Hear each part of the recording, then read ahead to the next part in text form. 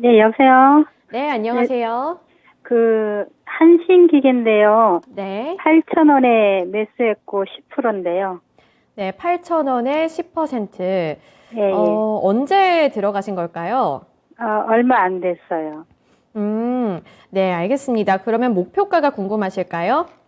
이게 저는 9,000원 보고 들어갔는데요. 네.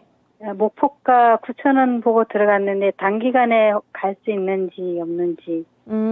네, 알겠습니다. 그러면 목표가 9,000원까지 갈 수 있을지, 그리고 여기서 조금 더 가져갈 수 있을지까지 한번 물어볼게요. 예, 감사합니다.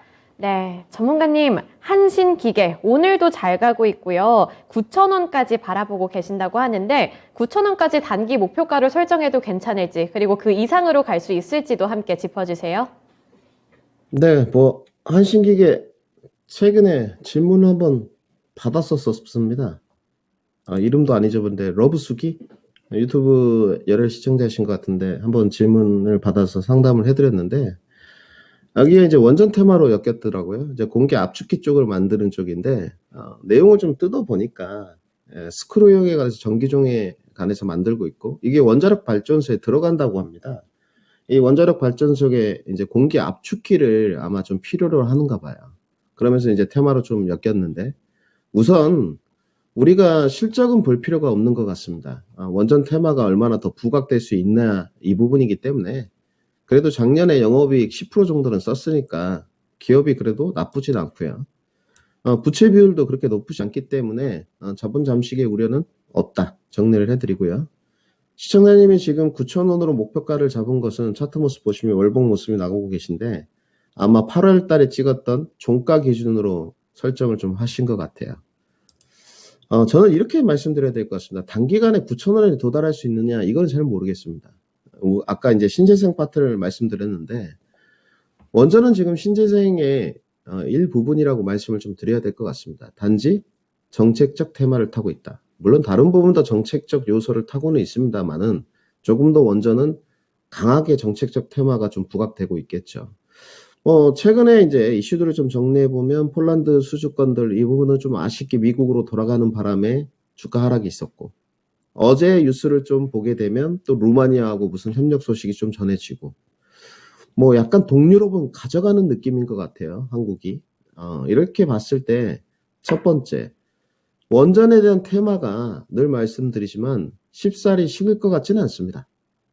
그런데 이제 대장주를 두산 에너빌리티라고 주관적으로 생각한다면, 두산 에너빌리티는 상당히 모멘텀이 많아요. 그런데 한신기계에도 그런 모멘텀이 많을 것이냐에 대해서는 조금 부정적이고요. 단지 그렇게 무겁진 않습니다. 단지 무겁지는 않기 때문에 퍼포먼스 쪽으로는 한신기계가 괜찮을 것 같고, 앞선 종목들 퍼포먼스로 보게 되면 보성파워, 에너터크, 일치파워 이런 종목들은 미리 이미 다 시세 분출이 한 번씩 끝났던 종목들이거든요.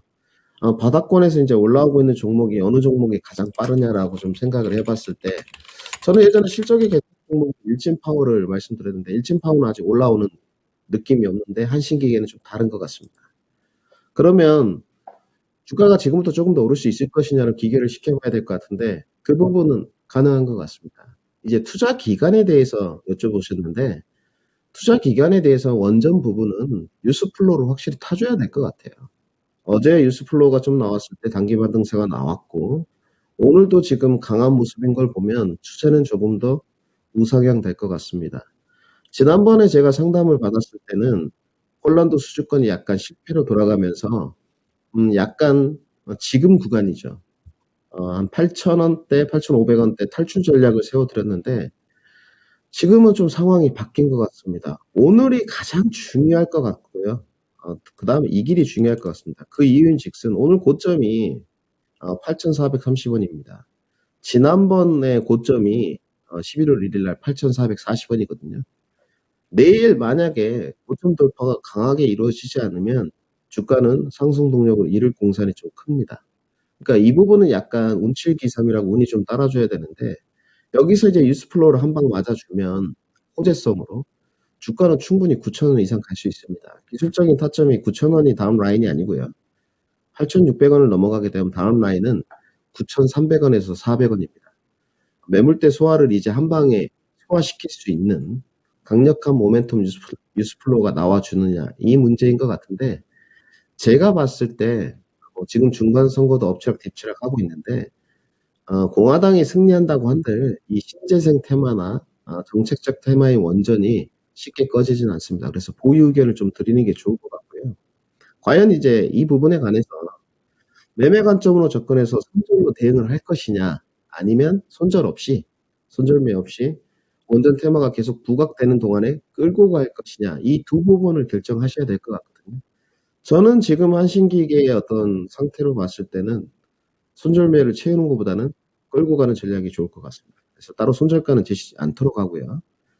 기간은 뭐 알 수 없는 부분인 것 같습니다. 뉴스플로우가 언제쯤 나올지는 단지 단기 목표가로 9,000원보다 더 위에인 9,400원 제시토록 하겠습니다.